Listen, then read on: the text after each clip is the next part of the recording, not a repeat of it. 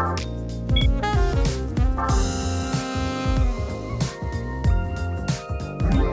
there, Derek here from Pacific Coast Auto in Japan, and we're looking at a year 2000 Porsche Boxster in this nice yellow color. This one, 120,000 original kilometers, was bought from somebody directly from auction. We're going to be sending this one over to Canada.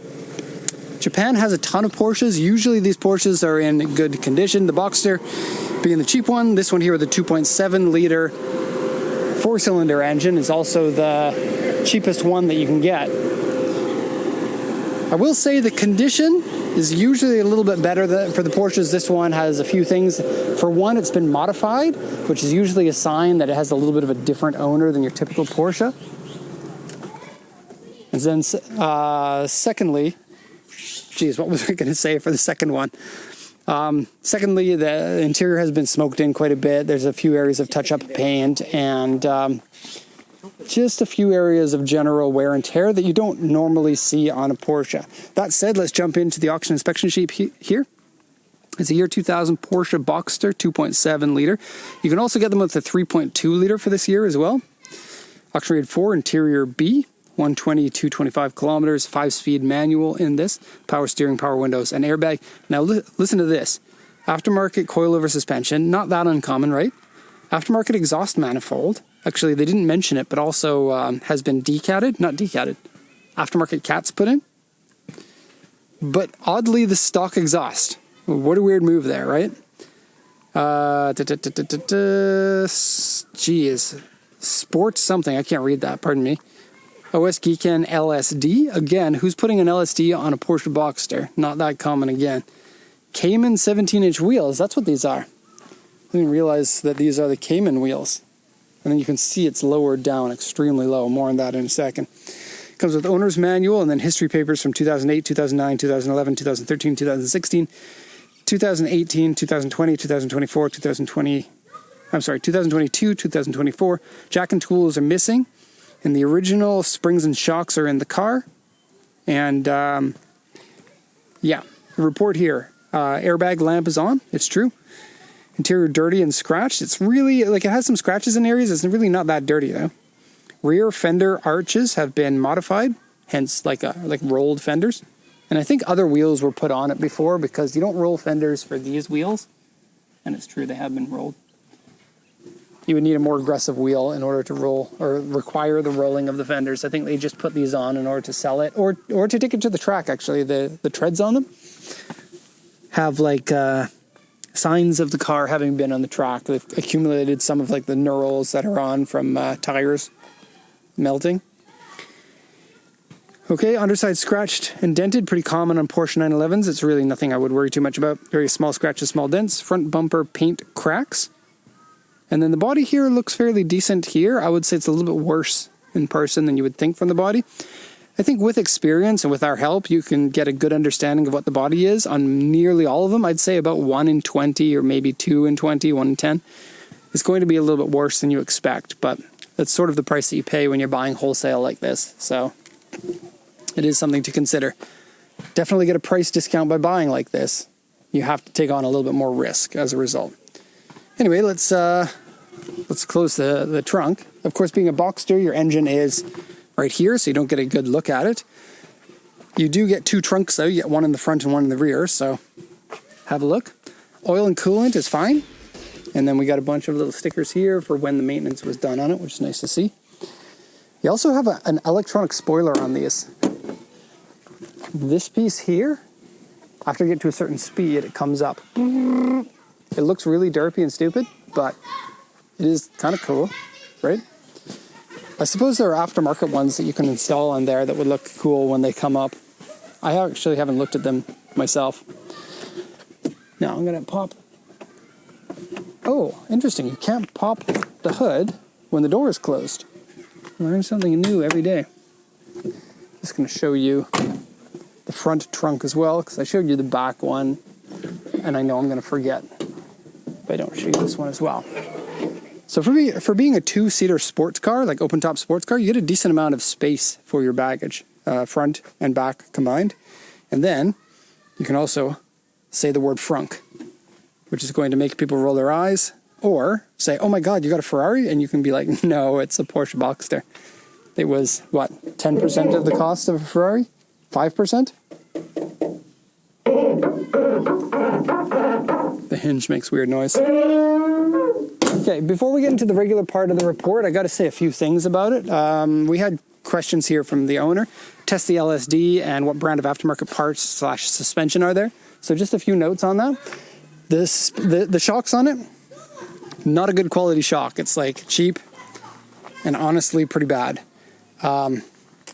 That said, you might be able to improve it a little bit if you lifted it up. You can see that the car is too low, and it's actually kind of ruined it because the shocks have been compressed so much that the shocks can no longer do their job of providing dampening. And so as a result, the car is very bouncy when you're driving. If you extend the shocks up more, you will reduce the bouncing by far. The shocks will do this if you go too high or too low on it. So do keep that in mind. It also has the aforementioned catalytic converters in the back. I'll give you a little view of that. And it looks like your rear sway bar is also aftermarket because there's a sticker that says made in Germany, which you don't typically get. So there you can see the sway bar. And here's your cat. And the cat is the exhaust manifold as well. It looks like it's a one-piece cat and manifold, but weirdly the stock exhaust. But with the aftermarket manifolds there, it does sound different, and it's pretty good sound. It's not as violent as you typically would want if you're going to go sports car driving, though. Okay, so we're doing things a little bit out of order here. Let's do the once around now. We'll hope this battery actually lasts. We'll have to get the media man to stitch this together. I think the car looks brilliant in this color. I think a Boxster in yellow is probably the best color. And the price for these, you don't pay an awful lot. And like I said, most of them, and I would say you're buying a Skyline here in Japan. Hit and miss conditions can be a little bit difficult. You buy a Land Cruiser, same thing could be said. When it comes to German cars though, Japanese people are trained to treat them with baby gloves. Like, they will usually do all the maintenance that's required because they know German cars, if you don't maintain them, are going to be trouble. And so your typical owner knows that going in, knows it very well going in, and as a result is going to maintain the car really well, treat it really well, and usually you would see a typical Japanese owner of a German car will be wealthier than the car would let you think. And so you'll see in some countries, I come from Canada, you see it all the time where someone's like, I'll buy a Boxster, but they don't know anything about maintaining a car, and they don't actually, this is the one that they could afford. Whereas like your typical like Boxster owner here might be able to afford a 911, but feels like the 911 might cost too much in the end in terms of maintenance and all of that sort of stuff. And so you'll typically have people buying a little bit down market from what they can typically afford, meaning that the maintenance actually gets done. Okay, so some of the damages. The paint cracks in the front bumper here. Right here, you can see it's flex cracks. Front and rear bumpers have been repainted. Color's not a perfect match. Okay.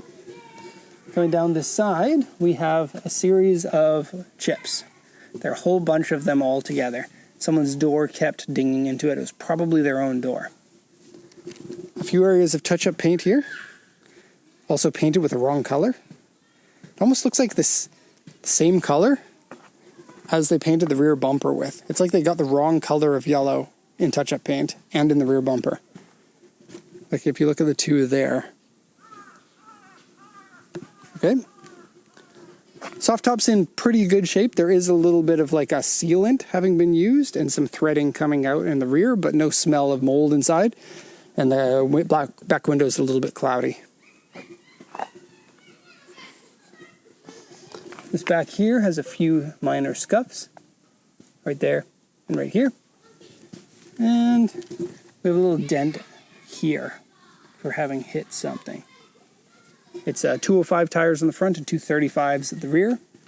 And the tires are from 2012, so you're going to need some new tires. Refill at the front. High octane, fuel only.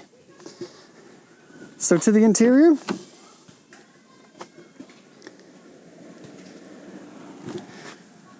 Door card here looking pretty decent at first glance. there are a few areas of scratches in this area. Just a quick little pan of the interior here.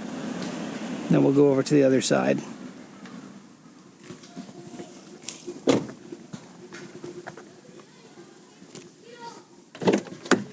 Driver's side is scratched a little bit more. A few scratches in here, a few more in here.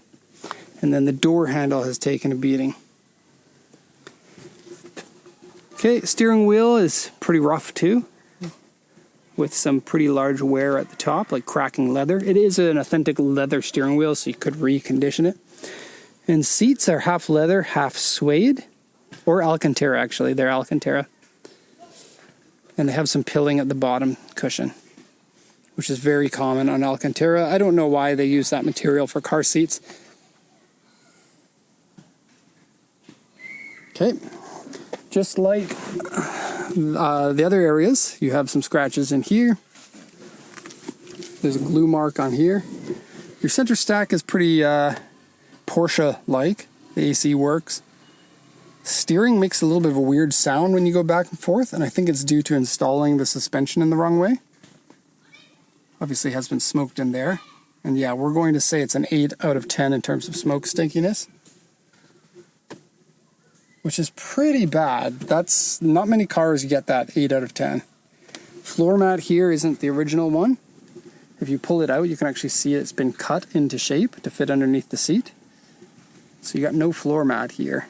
It does have like a regular pad right in the carpeting, but you probably want to put a floor mat on to protect that, because once that's ripped, it's a whole carpet job instead of just replacing the floor mat.